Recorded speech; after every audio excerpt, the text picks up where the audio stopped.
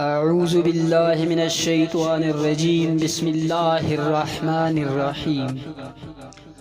حضرت ابو ذر رضی اللہ عنہ اپنے شہر یثرب ہی میں تھے کہ انہوں نے نبی صلی اللہ علیہ وسلم کے متعلق کچھ اڑتی سی خبریں سنی۔ انہوں نے اپنے بھائی سے کہا کہ تم جاؤ مکہ میں اس شخص سے مل کر آؤ۔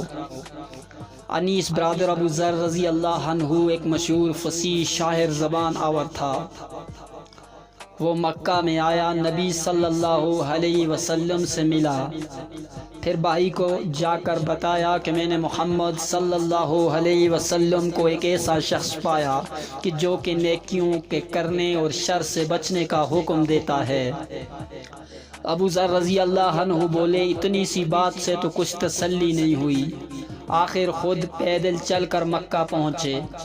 حضرت ابو ذر رضی اللہ تعالی عنہ کو حضور نبی کریم صلی اللہ علیہ وآلہ وسلم کی شناخت نہ تھی اور کسی سے دریافت کرنا بھی وہ پسند نہ کرتے تھے۔ زمزم کا پانی پی کر کعبۃ اللہ ہی میں لیٹ گئے۔ علی مرتضیٰ رضی اللہ عنہ آئے، انہوں نے پاس کھڑے ہو کر کہا، یہ تو کوئی مسافر معلوم ہوتا ہے۔ ابو ذر رضی اللہ عنہ بولے، ہاں۔ علی مرتضیٰ رضی اللہ تعالی عنہ بولے، اچھا میرے ہاں چلو، یہ رات کو وہیں رہے۔ نہ حضرت علی نے پوچھا نہ ابو ذر نے کچھ کہا۔ صبح ہوئی، ابو ذر رضی اللہ تعالی عنہ پھر کعبہ میں آ گئے۔ دل میں حضرت صلی اللہ علیہ وسلم کی تلاش تھی، مگر کسی سے دریافت نہ کرتے تھے۔ حضرت علی رضی اللہ تعالی عنہ پھر آ پہنچے۔ انہوں نے فرمایا، شاید تمہیں اپنا ٹھکانہ نہیں ملا۔ ابو ذر رضی اللہ عنہ بولے، ہاں۔ علی مرتضیٰ رضی اللہ تعالی عنہ پھر انہیں اپنے ساتھ لے گئے۔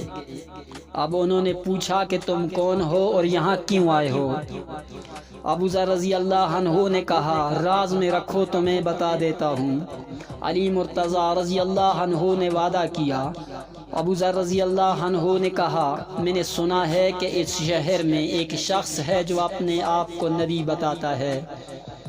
میں نے اپنے بھائی کو بھیجا تھا، وہ یہاں سے کچھ تسلی بخش بات لے کر نہیں گیا، اس لیے میں خود آ گیا ہوں۔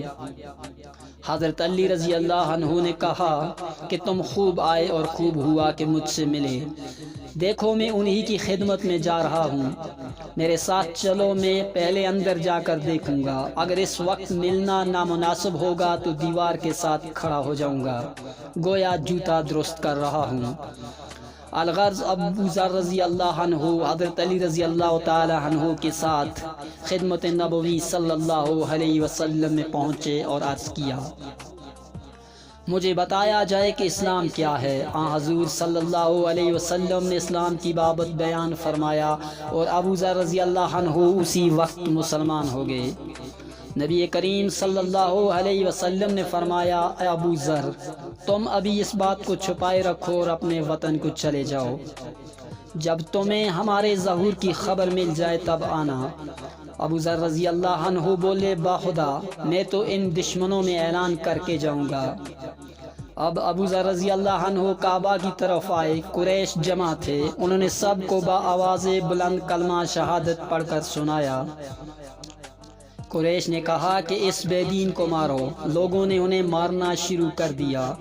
اتنے میں حضرت عباس رضی اللہ عنہ آ گئے، انہوں نے جب انہیں جھک کر دیکھا تو کہا، کم بختو، یہ قبیلہ غفار کا آدمی ہے، جہاں تم تجارت کو جاتے اور کھجوریں لاتے ہو۔